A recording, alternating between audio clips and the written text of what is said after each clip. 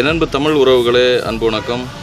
காலையிலேயே ஒரு பதிவு என்னென்னா உறவுகளே, கன்னியாகுமரி மாவட்டம் பவளப்பள்ளம் பேரூராட்சி யோவான் சாலை. இப்போ இதில் என்ன உறவுகளே, நாம் அரசு தரப்பில் அரசிட்ட கோரிக்கையின் பேரில் நம்ம சாலை வசதி பண்ணி கொடுங்கன்னு கேட்குறோம். பஞ்சாயத்து தலைவர்கள், பஞ்சாயத்து அலுவலகம் முறையிடுறோம், எழுத்துப்பூர்வமாக எழுதி கொடுக்குறோம். போன ஆட்சியிலையும் கூட, தற்போதைய ஆட்சியிலையும் கூட ஒரு தெருவிளக்கு போட்டு கொடுங்க அப்படின்னு கேட்குறோம். யாருமே கண்டுக்கலை. ஆனால் பக்கத்தில் மதுபான கடை இருக்குது, அரசு மதுபான கடை. இந்த சாலை ஓரத்துலேயும் சாலையிலையும் மது அருந்துகிற நிகழ்வு மட்டும் தடைபடாமல் நடந்து கொண்டே இருக்குது. அதை எதிர்த்து நம்ம மனுக்களும் கொடுத்துருக்கோம். எங்களுடைய சொந்த வீடு, என்னுடைய அம்மா அப்பாவுக்கு சொந்தமான வீட்டுக்கு வழிப்பாதை, அது ஒரு பிரச்சனை. இப்போ அதுக்கு போன ஆட்சி அதிகாரங்கள் என்ன செய்யுது, நான் அசாம் மாநிலத்தில் இருந்து தொலைபேசி வாயிலாக கூப்பிடுறேன், இப்படி அடைக்க முற்படுறாங்க, அதை தடுத்து நிறுத்துங்க.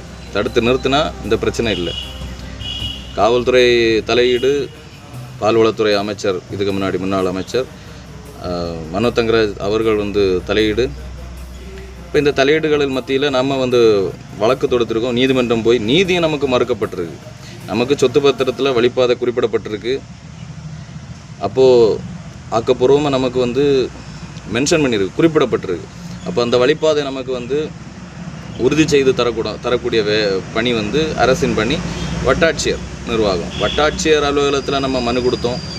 அவங்களும் இதுவரைக்கும் எந்த ஒரு நடவடிக்கையும் எடுக்கலை. நீங்கள் மேல்முறையீடு போங்கன்னா அப்போ என்ன, நம்ம நீதிமன்றத்தையே சந்திச்சுட்டு இருக்கணும்னா நமக்கு ஆக்கப்பூர்வமாக வழியை ஒரு காலத்தும் வெட்டி அடைக்கவோ தடைப்படுத்தவோ கூடாதுன்னு கொடுத்துருக்கு.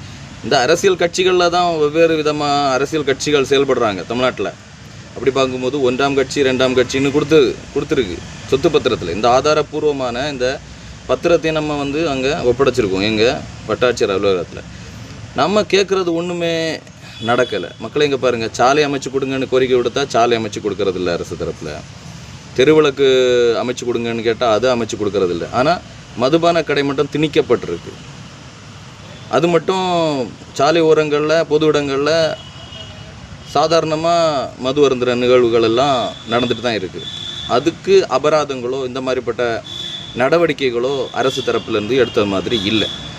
நாம் என்ன கோரிக்கை வச்சிட்ருக்கோம், நமக்கு வீட்டுக்கு வழிப்பாதை அரசு, காவல்துறை தலையீடு பண்ணியிருக்காங்க, அமைச்சர் தலையீடு பண்ணியிருக்காங்க. இப்போ நமக்கு அதை சரி பண்ணணும். எங்களுக்கு நீதி மறுக்கப்பட்டிருக்கு. எங்களுக்கு சரியான எலிஜிபிலிட்டி, எங்களுக்கு வழிப்பாதை, எங்களுக்கு